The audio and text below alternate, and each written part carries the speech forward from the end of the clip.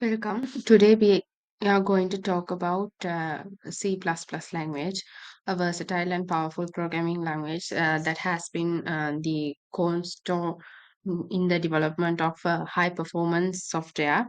Let's talk about fundamental aspects and integrates that make C++ a preferred choice among programmers worldwide. Uh, we are going to look at the overview of C++, then the history of C++, then we are going to talk about basic of C++ and data types in C++. Uh, what is C++? C++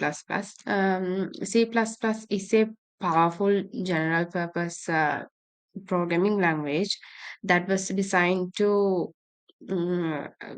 as an extension of the C programming language, and it was developed by Storestrap in 1980s, and it was evolved from C, and it has additional features such as classes and objects. Let's talk about C++ general purpose and high performance features. General purpose of this language is its versatility and adaptation. Uh, with industry adaptation, this one is widely used in different domains due to its flexibility and efficiency. C++ is a versatile language that is suitable for various applications like system software, game development, and many more. Uh, it, let's talk about its high performance. It is efficient programming language, and it has optimized code.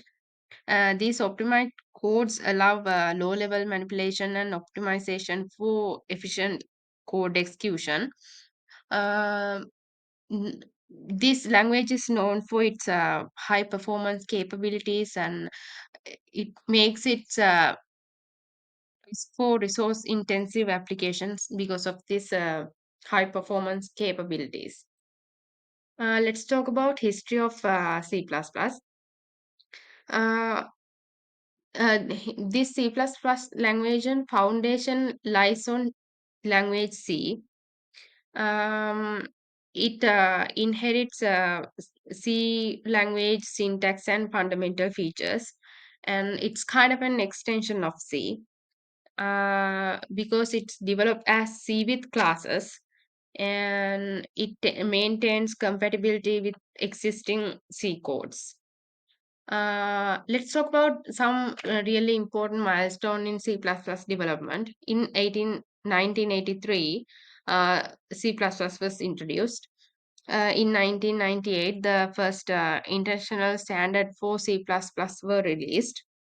In 2011, significant update introducing features like auto keyword, range based for loops, and smart pointers were released. In 2014, it was focused on bug fixes and small improvements. It enhances the language stability. In 2017, it introduces features like parallel algorithms, file system library, and improvements to existing functionalities. In 2020, it brings enhancements such as concepts, ranges, and modules, further advancing the language. And C++ continues to evolve with commitment to improving performance, and it's still ongoing development language. Let's talk about basic of C++. Um, Structure of a C++ program. One thing is its main function and its role. This main function is this every C++ program begins execution from the main function, and it serves as the entry point where the program execution starts and ends. As you can see in this code example, the main function is the first and the entry point of the code, as you can see in the code snippet.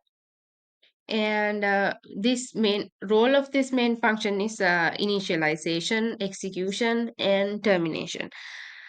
In the initialization part, variables and resources are initialized to the code, In the execution part, program logic and operations are carried out.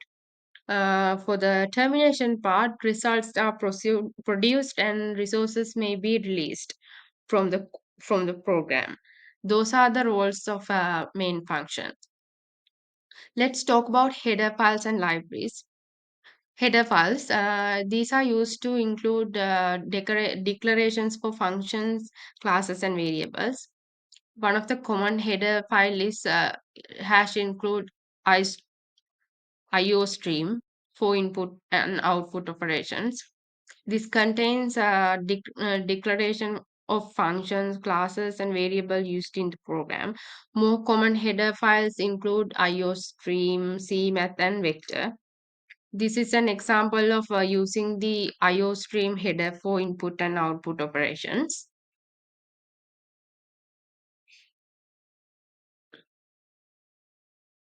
Let's talk about libraries in C++.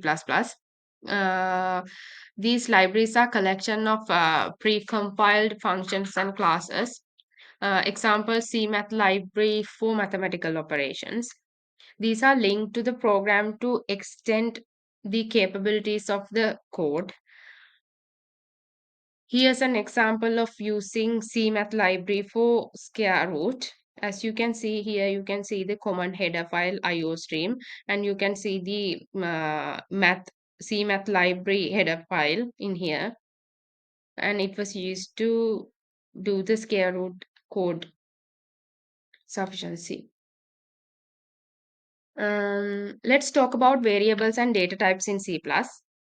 Declaration. Variables are named storage location used to store data. Declaring a variable involves specifying its data type and name. Initializing means the assigning an initial value to the variable during its declaration. Example, int age declares as an integer variable named age. Uh, Common data types in C++. First one is integer. It uses as int, as you can see in here, int. Integers are the data type for whole numbers. Short and longs are the variant with different storage sizes. Short are for short numbers and long are for long numbers with decimals. Floating and point numbers. Float are single precision float point, double are double precision float point, as you can see in this example. Characters are represent a single character, as you can see, A is a single character, and booleans represent the true or false values. Derived data types are arrays and structures. Arrays are the collections of elements of the same data type. As you can see in here, collection of data the same type, collections of numerous numbers. In this example, as in this example, these are the collections of numbers. That means numbers, array numbers of array. It's an integer array. And structures are user-defined composite data type. As you can see in structure, there's a data type declared as person, and this person has a char name 5, int name 5, likewise. Pointers, pointers to an integer, and char pointers are pointer to a character. User defined, there's another data type called user defined data types. There's two types of these user defined data types. First one is enum, and the other one is class and struct.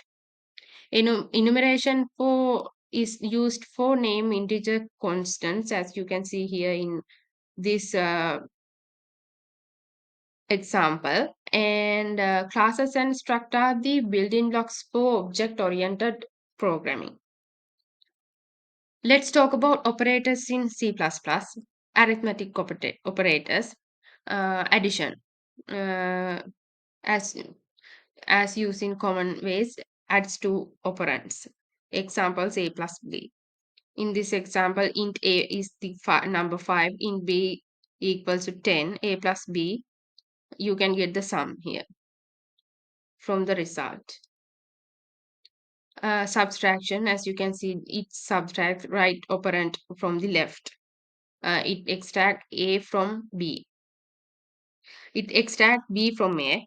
And the other one is the multiplication. Multiplies two operands. Example, a operands b.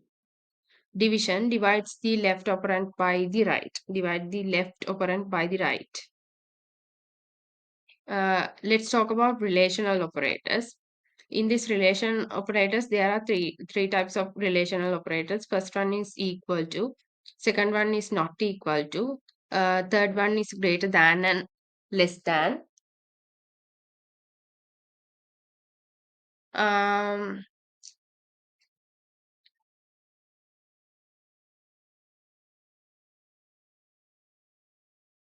in equals to, checks if two operands are equal, like it checks whether a and b are equals to each other. In not equal operator, it checks whether these two operands are not equal, whether to see a is equal to b or a is not equal to b. Greater than compare the magnitude of two operands, which means it compares these a and b operands. Let's talk about logical operators. Logical and, there's logical OR and logical NOT. These are all truth and false calculations. In logical and, it returns true if both operands are true. Returns true if at least one operand is true when it's logical OR. In logical NOT, it inverts the truth value of the operand. Let's talk about C++ best practices. Coding standards for this language. Uh, Consistent and formatting style. Indentation. It uses as a consist number of spaces or tabs for identification. Brace placement. Naming conventions. You should adopt a consistent naming convention for variables, functions, and classes. White space usage. It kind of maintain readability with proper spacing and line breaks. Importance of comments and documentations. Comments are used to explain the complex section of code or provide context to those complex sections. It clarifies the purpose of variables, functions, and the important logics. With the documentation, it create comprehensive documentation for functions, classes, and modules. It kind of helps other developers to understand and use code effectively. Um, let's talk about C++ best practices in debugging and testing section. Common debugging tools are debugger, logging, and static analysis tools. Debugger is utilized for to step through code and set breakpoints and inspect variables. Logging is implemented out to output at various stages of program execution. Static analysis tool is used to um, catch potential use issues. Clang Static Analyzer or PVS Studio is widely used static analysis tools. Writing effective test cases. This These are one of the best practices for C++ language. Test coverage. Aim for comprehensive test coverage to identify potential issues when programming with C++. Unit testing and integration testing. In conclusion, uh, let's recap the key points of this presentation. In Introduction to C++, it defined as one of the powerful general-purpose programming language with roots in C and known for its versatility and high-performance capabilities. History of C++, it's evolved from C with key milestone in its development, and it has ongoing updates. It demonstrates the language adaptability throughout the uh, History. Structure of AC++. The main function serves as the entry point. Header files and libraries enhance modularity and functionality. Variables and data types. Declaration and initialization are crucial for variable usage. Common data types include integers, floating point numbers, characters, and more. Operators in C++, arithmetic, relational, and logical operators plays a vital role in expressing program logics. In C++ best practices, it consists coding standards improve readability, comments and documentations enhances understanding, and debugging tools and effective testing contribute to dynamic code. In conclusion, C++ stands as a dynamic and versatile programming language. It offers a powerful toolset for developers to create high performance, efficient, and scalable applications.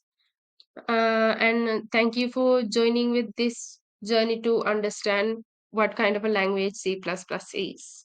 Thank you so much.